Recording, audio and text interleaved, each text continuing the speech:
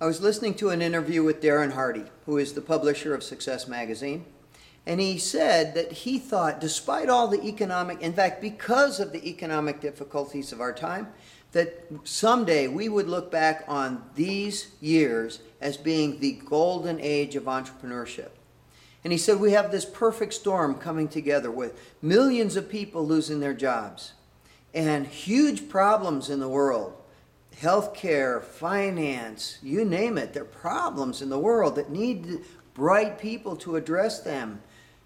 And we have the internet connecting all of these people who have been unemployed with all of these problems that need to be solved. There's one more thing that he didn't mention that's got to connect everything too, and that is simply paying attention. The people who are successful entrepreneurs, the people who are successful social change agents in these turbulent times will be people who pay attention. I'm Joe Ty, CEO of Values Coach, and your coach for this course on the 12 Core Action Values. And today we are talking about the first cornerstone of vision, which is attention. What you choose to pay attention to becomes the platform upon which you build your vision of the future.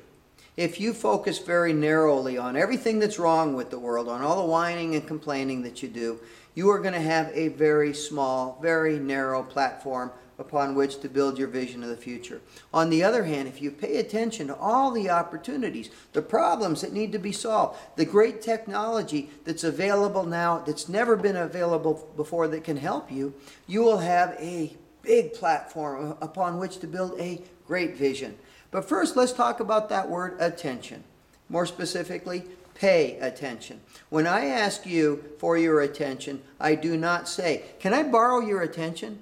Would you lend me your attention for a while?" I'm telling you to pay attention because I'm asking you to give me an irreplaceable and very precious resource. Far more important than your time. We all have the same 24 hours every single day. The difference is what we choose to devote that time to. In other words, what we choose to pay attention to. Both internally, what's going on the inside, positive thinking or BMW club, bitching, moaning, and whining, and what we choose to pay attention to outward. All the threats and dangers and everything that's wrong with the world, or all the opportunities to do something wonderful to make a difference. You know, you can be a victim or you can be a visionary, but you cannot be both. Victims live in the past, almost by definition. They're always complaining, whether it's 5 minutes ago or 50 years ago, about the things that are holding them back. They are victims. Visionaries, on the other hand, are living in the future, and it is a choice. What domain do you choose to give your attention to? Everything in the past or the future? Another thing about attention. Michael Ray, my professor in business creativity at the Stanford Graduate School of Business, he wrote the book on creativity in business. And one of the things he said in that book and in our class is, if you want to be a creative person, you've simply got to pay attention. Open your eyes, open your mind. Pay attention to what's going on around you. That's really the first step to being a creative person. Let's talk about 3 very specific things you can do. And the first is going to sound a little bit counterintuitive because I'm one who's always telling you to take the pickle challenge, get the pickle out of your mouth, don't look like you were born with a dill pickle stuck in your mouth, bitching, moaning, and whining all the time.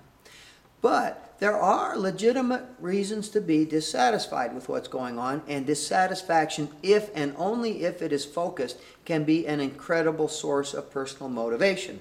If you are sitting on a thumbtack, what are you thinking about? That's right, getting up. Nothing else matters at that moment. Dissatisfaction, when it is tightly focused. You know Jeff Foxworthy's definition of a redneck?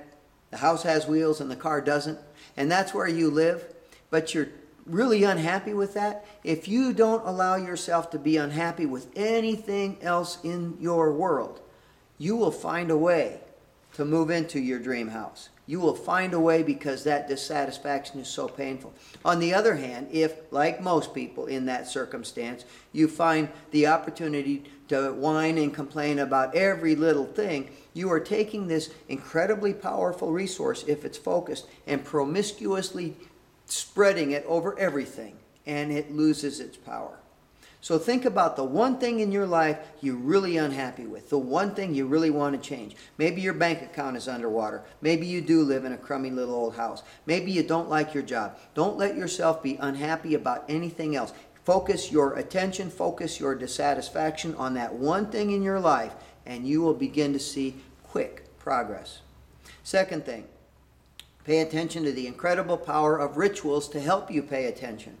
I have often suggested Steve Pressfield's book, The War of Art, on how to win the inner battle against the resistance that keeps you from being creative. And Steve starts that book by talking about how he starts his day. And he has a whole series of rituals he goes through to get himself in the right frame of mind to sit down and write. You should do the same thing. I do the same thing. If you have certain rituals, they will help you get focused. Pay attention. Matthew Fox, one of the great thinkers on spirituality in the workplace, wrote a book called The Reinvention of Work. And he said the one thing that we're missing in our workplace today, one of the things that has made us human, that has brought civilizations together, is ritual. We don't have rituals anymore. We have meetings. Bring back the power of ritual in your life. And third, just the simple daily act of reminding yourself what's important in my life will help you do a better job of paying attention. Nobody on their deathbed will ever say, I hope, I wish I had watched more television. Pay attention, remind yourself what's important to me today. That will help you be creative. It will help you stay focused on your dream, your goals, your memory of the future. I'll see you next time when we talk about imagination.